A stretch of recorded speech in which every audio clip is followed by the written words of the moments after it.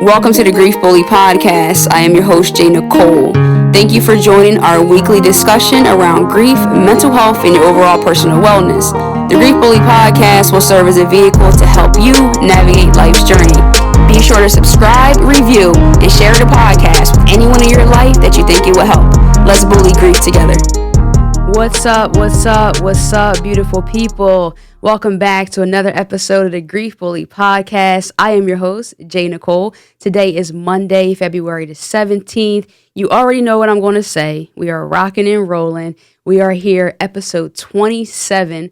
Super excited. I've said that probably for 27 episodes before this, but today I am extremely lit. I am hype.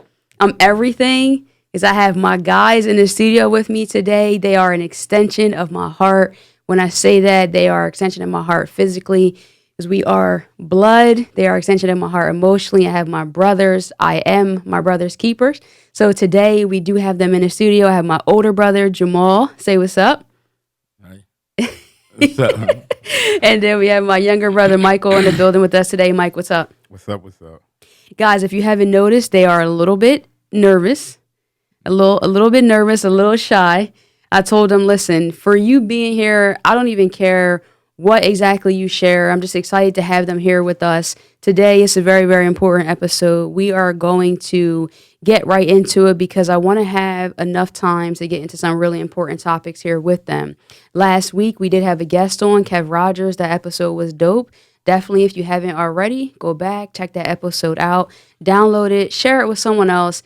And that episode was put up on YouTube. Our YouTube channel is live now, so definitely go subscribe, check us out, and all that good stuff. So we are actually recording this episode on February the 13th, and it is a Thursday. We are in the studio here, and the reason why that date is significant because tomorrow, actually February the 14th, Valentine's Day, we will be unfortunately at the 1 year mark of the passing of our father.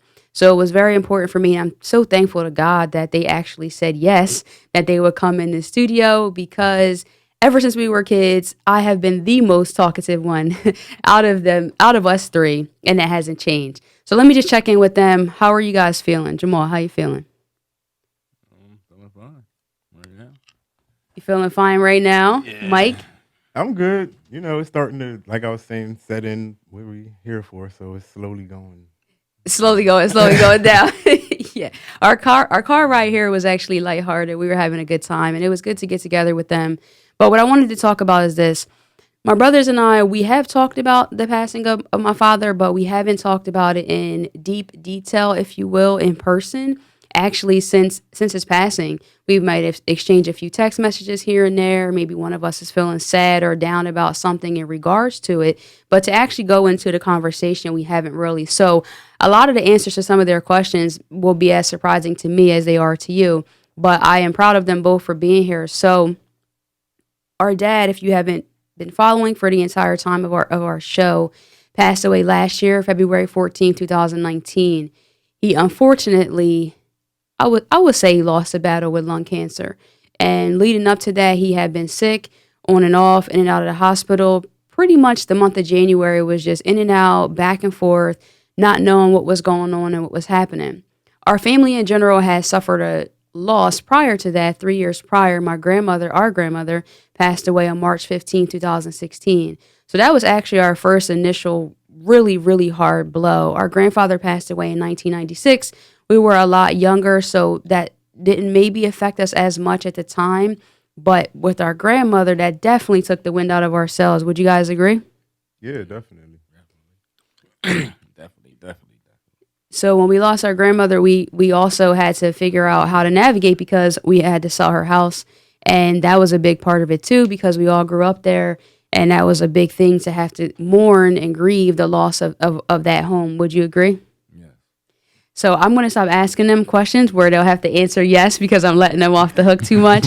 So we're going to dive in. We're in the car. They're like, well, what are you going to say? What are you going to ask? And I just want to really have a raw conversation. I don't want it to be so much interview style as I want to really just get to the root of their feeling. So as two black men, and having a sister who is the grief bully, and I'm going to say that because I have thought about this today, that I'm constantly on social media expressing myself and putting my grief out there and realizing that that's part of their story as well. So for them following me on social media and constantly having to see this, I want to know how that feels. So how has that been? Either of you can feel free to jump in with being following me on social media and me sharing my grief and putting this so much out there, but it also being a part of your story as well. To be honest, like for me, it's kind of hard. Like to be fully honest, I'll see something and I'll like it, but if I'll read it first and see what it is that you're about to talk about, and if I know if it's something pertaining to Graham or Dad, I'm just like, okay, like because it's hard, like to get reminded, but I can't like not, support my sister, even though it's hard to, think about that and relive it a lot. So that's kind of common. No, thank you for sharing that. And that's something that I have to really stop and think about sometimes, that it's not just me. And also my nephews follow me as well. So I know that could be difficult for them also. How about you? Do you have any input? Yeah, I don't. I like it and skip past. And I haven't watched not one podcast because I know how you are, how deep you delve into anything. So for me, I know I was just going to bring up old memories or something. So I just don't listen, honestly. So basically, my brothers don't support me. That's absolutely not true. No. The PS to that is, nah, I'm good. No, I'm kidding, and I totally understand that, and I get that, and I have to think about that. I won't stop. No shade, but it's just what I have to do, because there are a lot of people who are in similar positions as us, where they have to deal with the loss of a family member, and not just a family member, but their parent or their grandmom, who for us, a lot of part of our lives, our grandmom felt like parents. She was that rock for us. So for us to have to lose that. So let's kind of go with this part. When Daddy, we're going to more so focus on Daddy today. We can have an episode about Grandmom as well if you guys decide to come back. But I want to focus on Daddy, with tomorrow being the 1-year anniversary, unfortunately, if we do want to call it an anniversary of his passing. So I found myself the last couple of days reliving those moments leading up to it, more so than feeling like, oh, tomorrow I'm going to feel super sad when Valentine's Day come. I'm just like, damn, this time last year my life was a wreck. Like I couldn't eat, I couldn't sleep, I couldn't function or focus. So either of you want to chime in with that and just tell me, like, how have the last couple of days been in terms of feeling like we're getting closer to that day, and then we'll kind of backtrack more to the actual experience itself. Just and I still be thinking about it when it all actually happened. So it was like, it kind of, when it actually happened, like when you passed, the first time you had called me, when you called and was like, come to the hospital now. The nurse said this is the last chance. We have to come say our goodbyes. I don't come now. So I'm driving to work. I got there and to the hospital. They're on the room. I go, where he had everybody like next door. So I went into the room, and he was sitting there and was like, "Hey, Michael." I was like,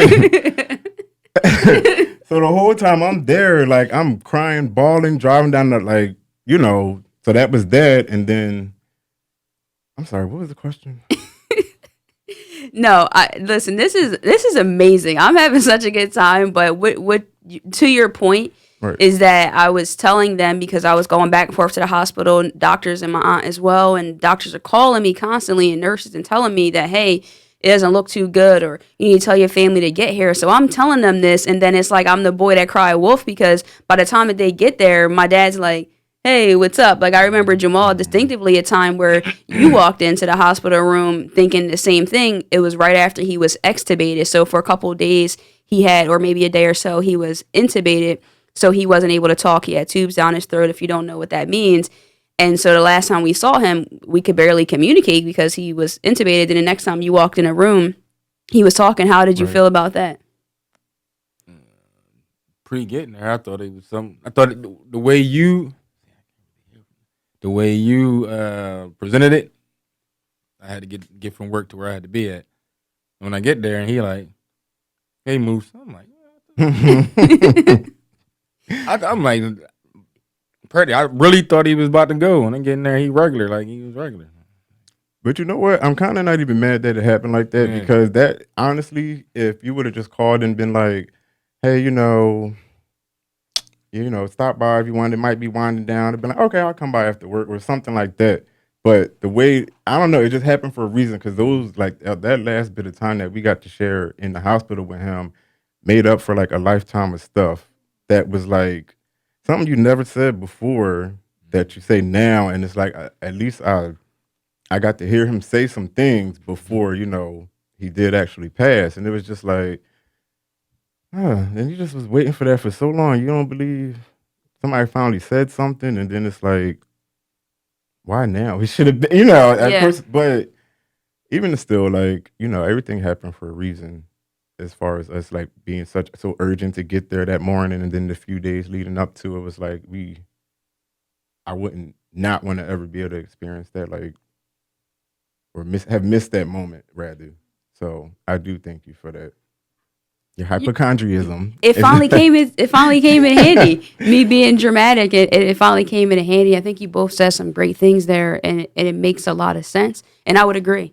I would agree. There was a lot, and I felt like at times though it was a little more challenging for me losing daddy than grandma because of the fact that he was so verbal for so long, like leading up to the actual passing. So it for me made it a lot more challenging. Whereas when grandma went into the hospital, she actually was only talking for like maybe a day or so, and then she wasn't talking anymore. Right. So it was like, and then she passed away. Where daddy was like in and out, and then he's like good and then not good, good and then not good. But like you said, I always say this on my Instagram that there can be beauty in bereavement in that process, and having those conversations was one of them. So, would you want to talk about what those conversations were like or anything like that? I mean, it's fair game here. I've shared a lot of my experience with it. This is more so for you guys to talk about it as well. Honestly, he just said sorry, and you know, I'm sorry. I wasn't around. I'm like, that, what, you don't got nothing to apologize for. Of course, you know what I'm saying. Because I was gonna say he had things to apologize Go for, on. and do tell more. Right. But I'm just like, you don't gotta apologize for nothing. Like, you good, it's cool. Like, no, I just wanted to say sorry. I know there's some things I wasn't really around, and he didn't even have to get specific, but even just that alone, it just was like. And then of course, the normal side stuff, he still was in joking and still and trying to be in high spirits and stuff.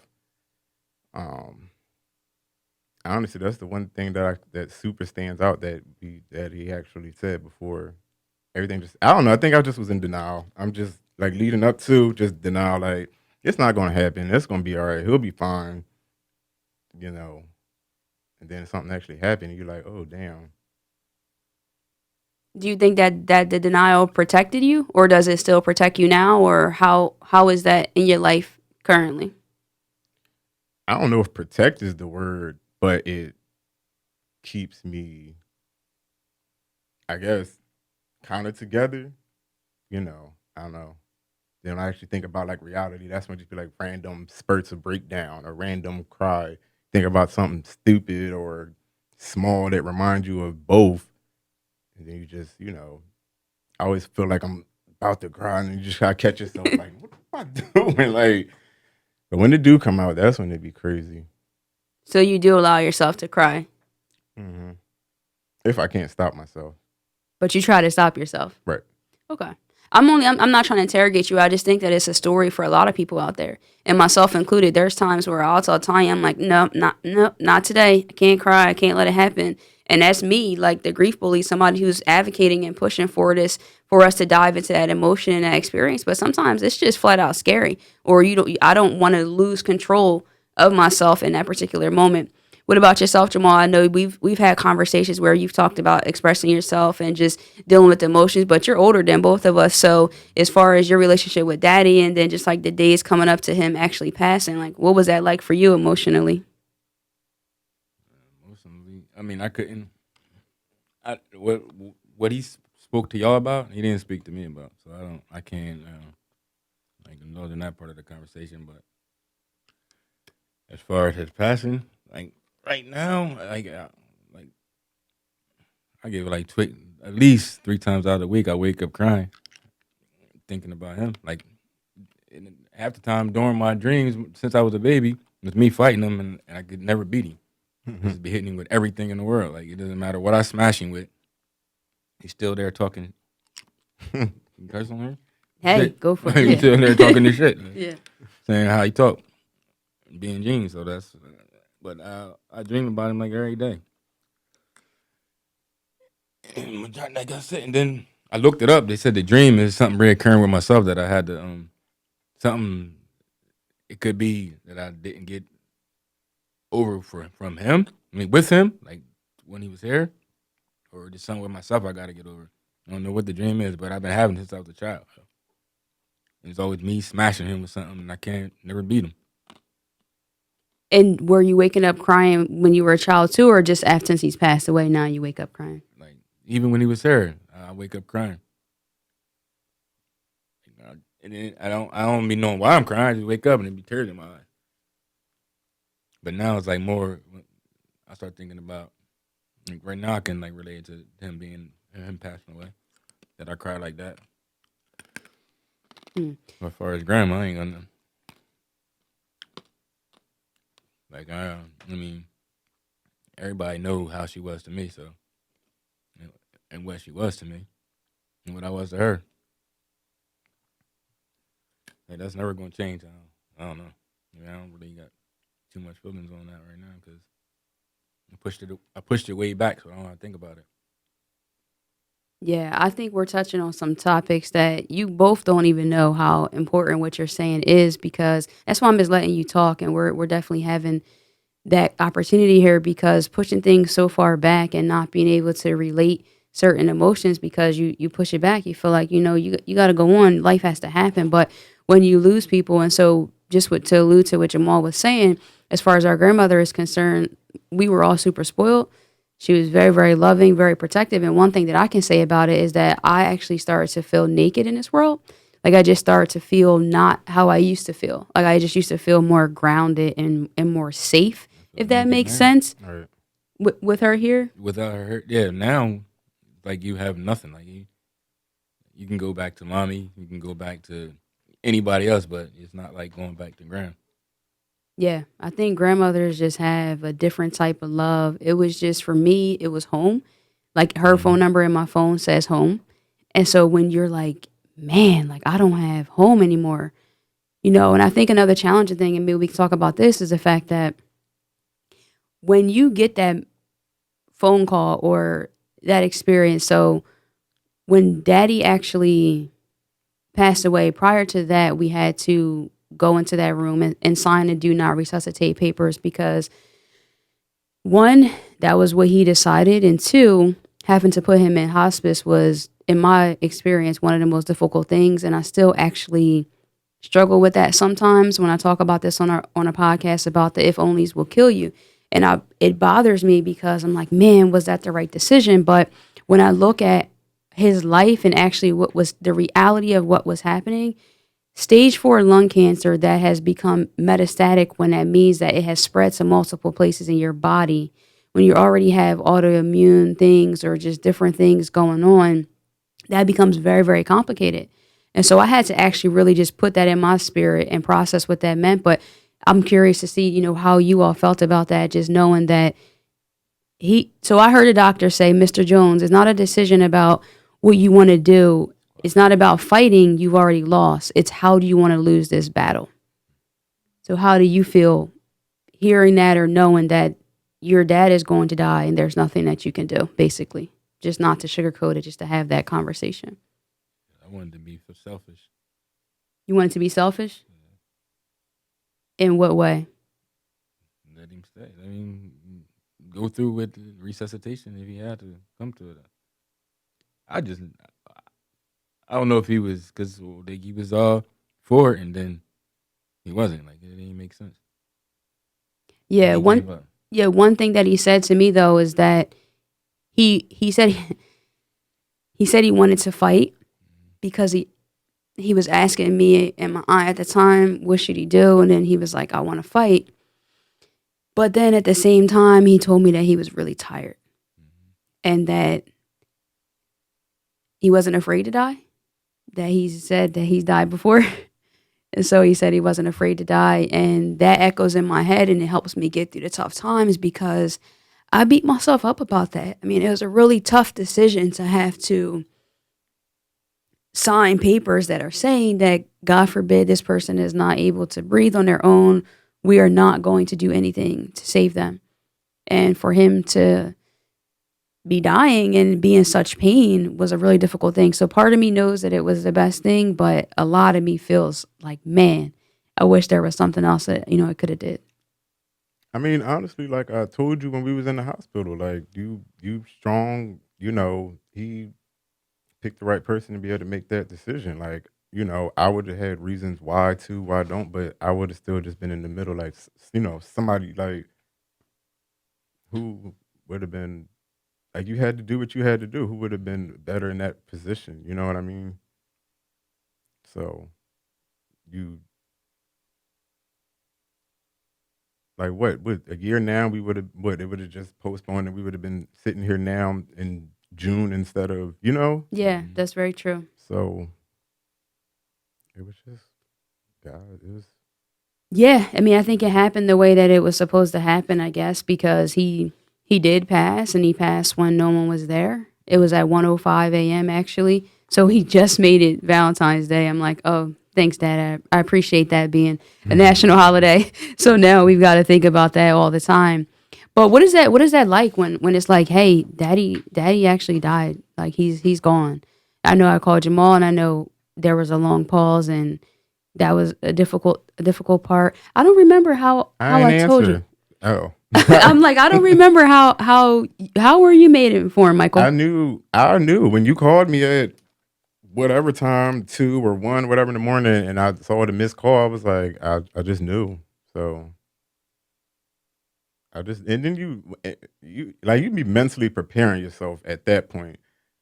So you just kind of expecting that them days you just don't do nothing, just sit there and you just wait. And like, we already been through at the hospital where they explained everything. It was going back and forth. It was talking about going to the thing downstairs, and that's where they just go. That's the hospice. That's what Hospice, that is? yeah.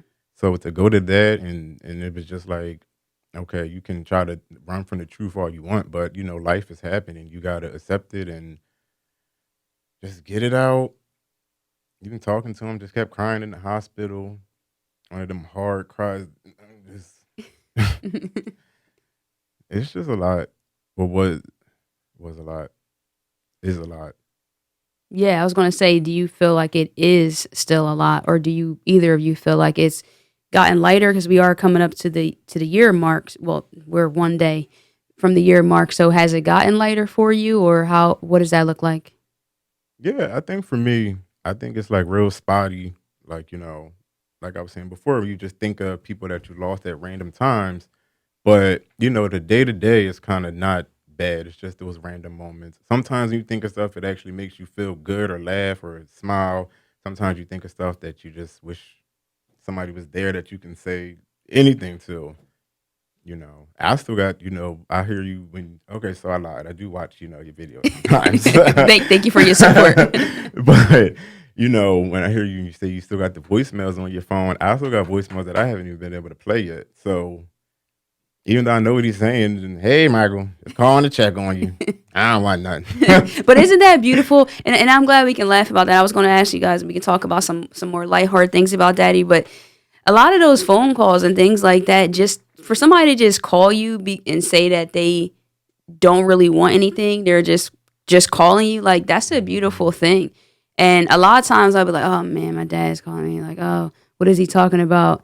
So Jamaal just pulled up a text message from Daddy, actually February 9th, 2019. Love you. Good night. That's beautiful.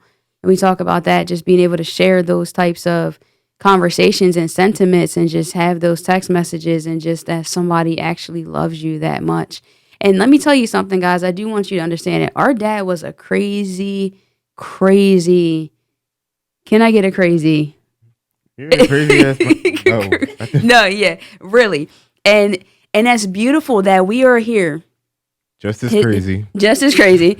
His 3 children, and we're able to talk and share our love and express our love for someone who was not that great to us for a long period of our lives, but we still had that love and he was still there somehow. There are so many things that happen in my life on a daily basis. And I'm like, oh man, I would have loved to tell my dad that, or oh, my dad would have said this, or my dad probably would have called me if that. And it's just like you start to realize that. So I definitely want to send that message out to you all out there. If you are having a relationship with your parents that is up and down or not so great or whatever, if you can fix that, if you can do anything or just even love them or extend and I love you to them, do that, because you got 3 people sitting here that we can no longer do that. Just like other people out there, but we can't call our dad. We can't text our dad. We can't say, hey, dad, I need new tires. What place do you think that I should go? That's a current situation that I'm in. I'm like, man, I don't even really want to deal with car stuff. And that can sound crazy. Like even just anything related to it, I kind of like back off or shy away because that's something that, our dad would do. I mean, things like I would go to my grandma's house for a quick pit stop. Literally, I'm just trying to be there for 15 minutes. Now he's washing my car. I'm like, dude, you didn't even ask me if I had somewhere to go. Now I got to argue with you because my car has suds on it and I've got somewhere to be. And now I'm ungrateful. I'm just like, yeah, I mean, seriously, right. Like, he's like, oh, you don't care about you. I'm just trying. I'm like, Dad, I mean, look, I appreciate it, but I have somewhere to go. I mean, I'm sure y'all have stories like that. Yes, many stories. You just want to stop by grandma's house real quick, get something to drink, maybe get something to eat on the pass through. You stop, you come outside, you got your car up on the jack thing. I know you needed an oil change. Oh, did you? How did you know that? Nah, but actually, no, he would actually start it and then make me do it as if that's what I came there to do. Like, you just started changing my oil. Now I'm under the car. And you're like, how did you force me to do it? But at least I can say I learned how to, I can fix anything made before 95 in Honda or Toyota. Yeah, that was definitely daddy. And then he would try. I know, Jamaal, you were trying to do some work with them towards like the end part. And when he was like starting to not feel as good, so he already was an impatient person. How was that experience working with him? Yeah, this guy, he can't breathe, so you want to be screaming at the top of what long as you got left. I'm like, just tell us, shut up, like stop screaming, and just say what you want done, Dad. If you scream, you can't breathe, so you're already putting yourself in a situation like. So me and his friend Anthony's ready to go upside his head.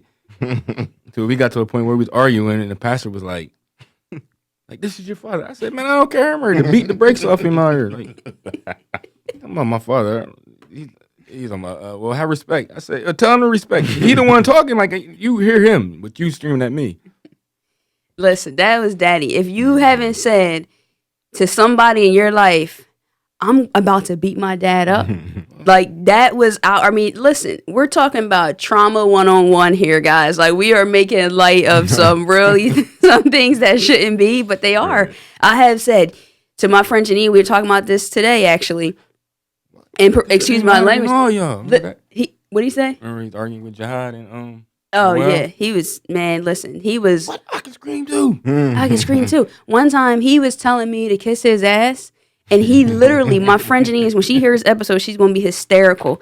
I call her to pick me up. I'm like, yo, my dad's getting on my nerves. You got to pick me up. She pulled outside. I got in her car. We looked back at my grandma's front door. My dad was in the screen door, taking his hands to his lips, kissing his hands, and smacking his ass, telling me, Mama, yeah, kiss my ass, kiss her.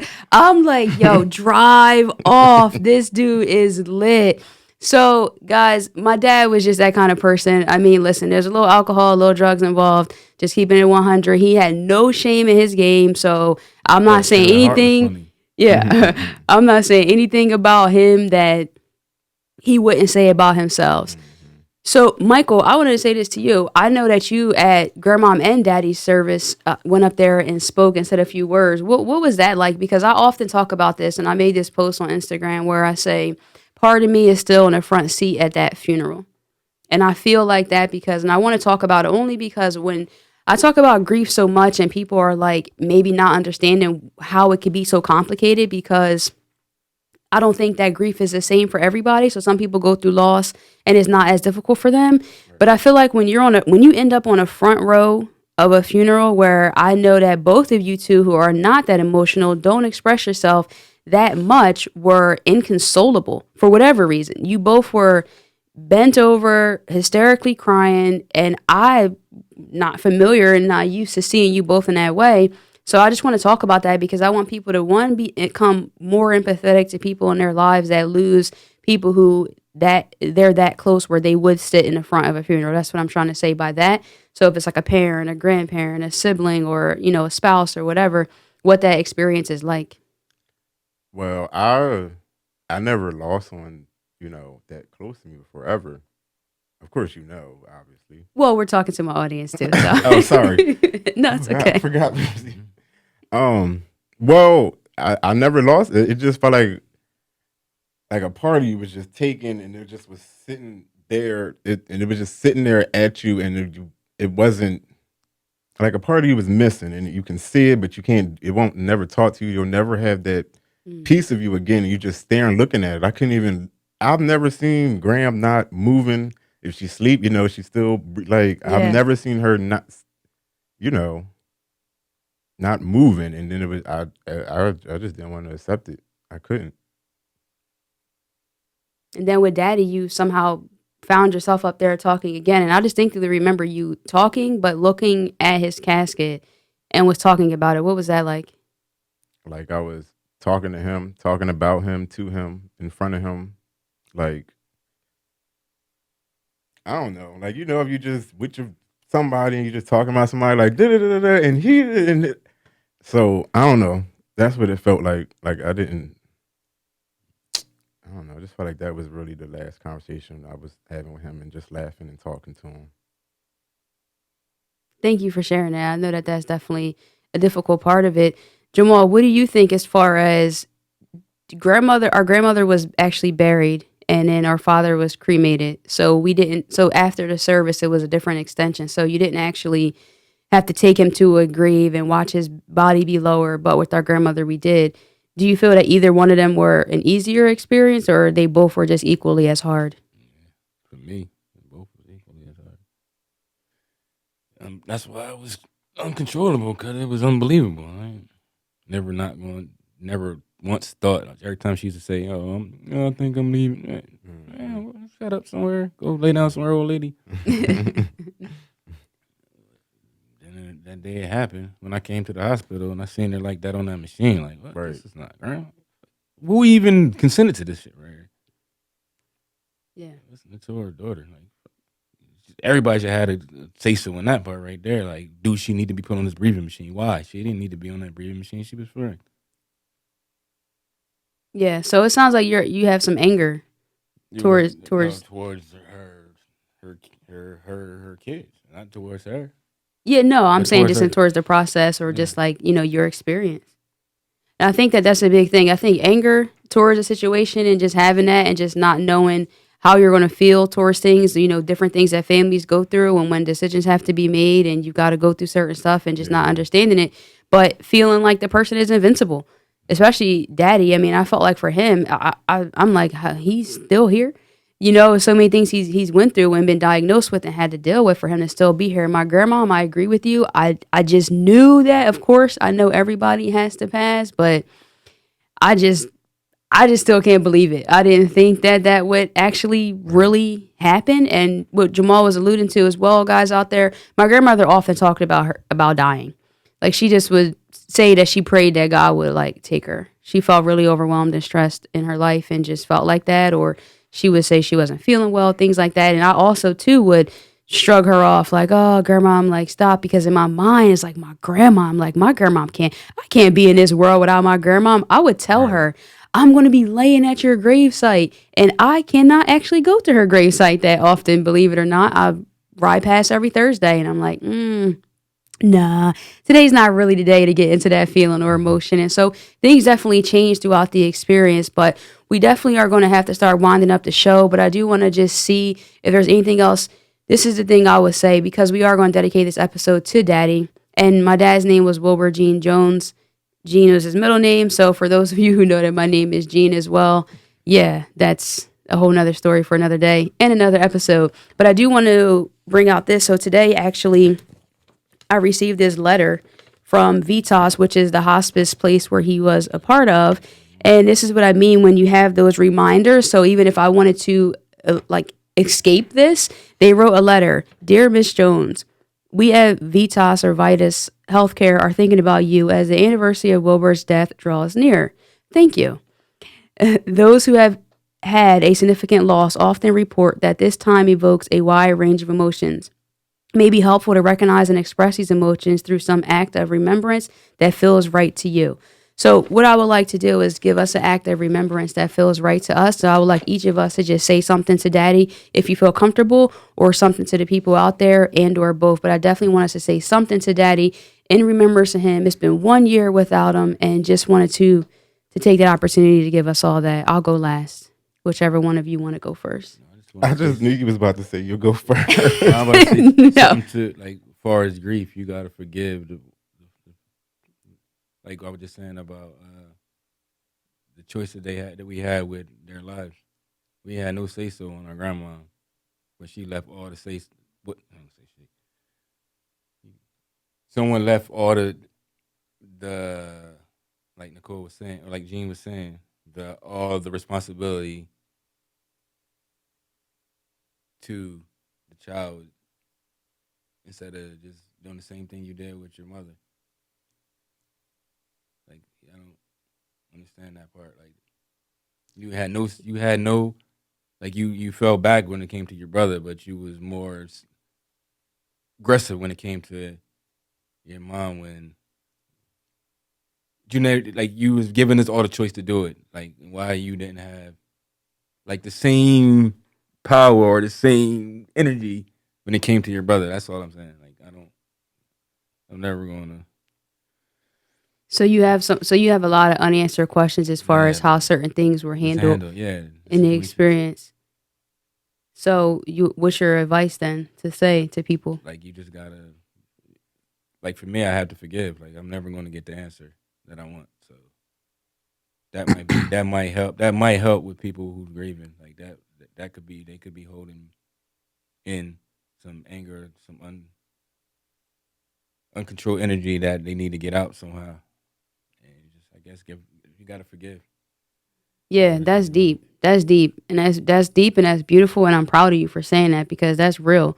When you have unresolved, unanswered questions, I've seen this happen in multiple families in multiple ways, especially when it comes to death and loss, and you just start to harbor those feelings of just resentment and anger towards people and unforgiveness, but it's only holding yourself hostage.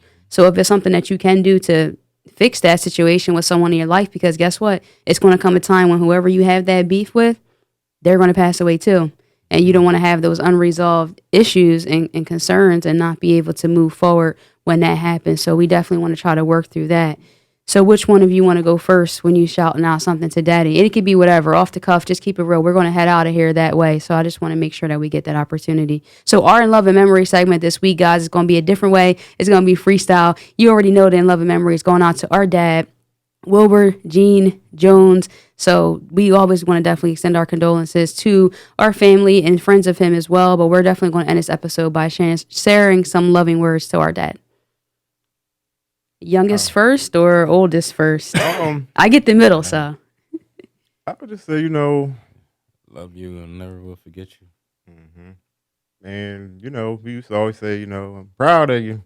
So, I still just try to think of that, that I always try to make good choices, decisions and stuff. Same thing with Graham too. Just that I'm proud of you. It's always something that I still admit. Even if, of course, somebody else say, people say, but just them, their voice, their demeanor, the way they look when they say it, it's like, I'm just gonna keep trying to do stuff to make them proud. Yeah, he also told me, he did say, let me backtrack to what I was saying when I was in the room. He did tell me, I said, Dad, I don't want you to go. Like, you stronger. He said, you're going to be all right. Just fall right in. Like, just fall right in. So right now, I'm falling right in.